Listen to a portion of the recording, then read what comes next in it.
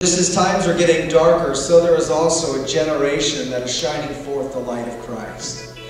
And that is your generation. You're being bombarded with a whole new level of darkness in the earth. And that's why God's impressing upon you to shine the light of Christ wherever you go. Brighter and brighter and brighter. And that's what happens. When darkness increases, light increases. When the enemy raises up darkness in the world, God raises up light. He raises up messengers of light, warriors of light, shining forth the light of the world, the light of Jesus to the world.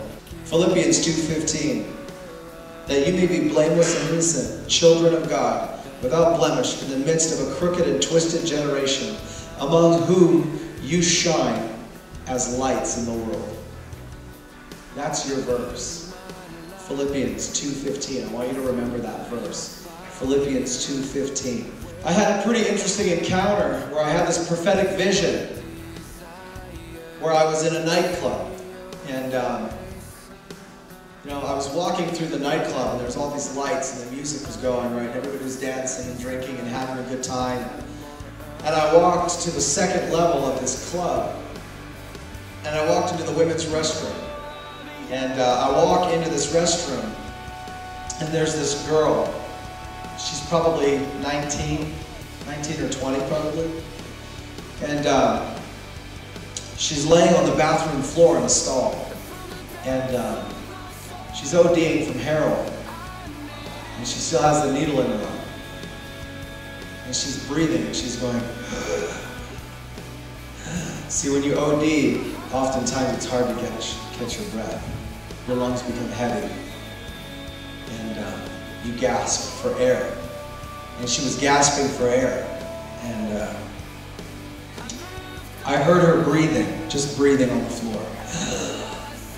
Fading away. Her light was fading away. She was dying. And all of a sudden, the Lord was able to interpret her gasps for air. And she gasped 3 times. And then she died. In the last 3 gasps, it said this. This is what she was saying from her spirit. Where are they? And at that moment, when she died, a generation burst through the restroom door of young people. And they ran in there and they began to lay hands on her and speak in tongues and pray in tongues over her and declare life over her. And she went, and she came to life in the vision. This young man is crippled and he's walking with this walker, basically. And his wheels are squeaking really loud. It's in the mall, right? So it's super loud. So everybody's looking at him. He's probably 14, 15 years old. And he was born that way. His legs were deformed. And he had a friend walking with him. And I remember looking at him and being like, man, that's got to be so embarrassing to draw attention to yourself like that. When I'm sure the last thing you want is eyes all over the mall staring at you. And then I began to hear in the spirit, every squeak of that wheel said, where are they? Each one of these situations is a Goliath that's out there that is mocking our God. And there's times that the enemy parades around right in front of us with sickness and depravity and brokenness and says, look, where's your God now? And that's when a generation just like David, who loves God, and because they love God, stand up and say, no. But your generation, you have to break the mold. And there's people in church leadership and in churches that might look at you and say, you don't fit the model of greatness. But God is using your generation to break that model and to cast a whole new mold that will be broken by another generation. But I don't want to hold you to a previous understanding of greatness.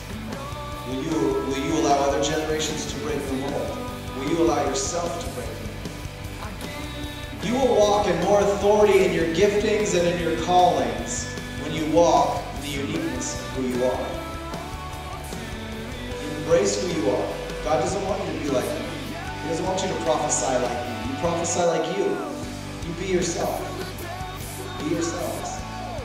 David embraced who he was. But you have to believe who you are. Can you believe? Do you dare to believe?